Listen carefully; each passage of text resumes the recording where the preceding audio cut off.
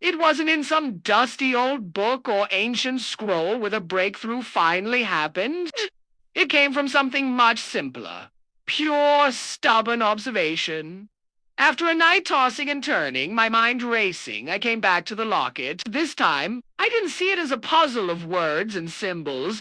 I saw it as a machine, a tiny, intricate piece of clockwork. I pushed aside the piles of research, the linguistic theories, and focused solely on the object in my hands. I reached for my most powerful jeweler's loupe, the one that can make a grain of sand look like a boulder.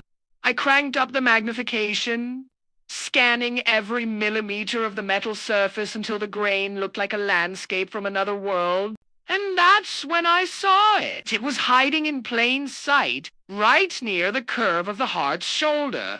It wasn't a crack, not a scratch from years of wear. It was a seam, a perfectly, delicately hidden seam. So fine it was almost invisible.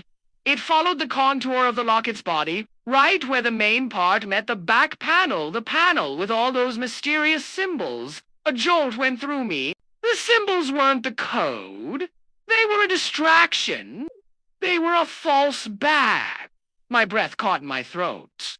My hands, normally as steady as a surgeon's, started to tremble. This was it. The anticipation was a physical thing, a thrumming energy under my skin. I reached for my finest tool, a slender pick made of surgical steel, so thin it was barely thicker than a cat's whisker. With a deep, steadying breath, I began to trace the seam. I was searching for the release, the mechanism, the one tiny point that would unlock the whole thing. The silence in my workshop was absolute, so heavy you could feel it. Minutes stretched into an eternity. My fingers moved with painstaking slowness, probing, testing, a delicate dance of trial and error along the almost non-existent edge. And then I found it. A tiny catch so small, so masterfully hidden, that it looked exactly like a fleck of tarnish, a natural imperfection in the aged metal. It was a laver, a microscopic laver. I held my breath, gathering all my focus into the very tip of the pick. I applied the lightest pressure imaginable, just a whisper of force, a flicker. The silence was shattered by a single, distinct sound.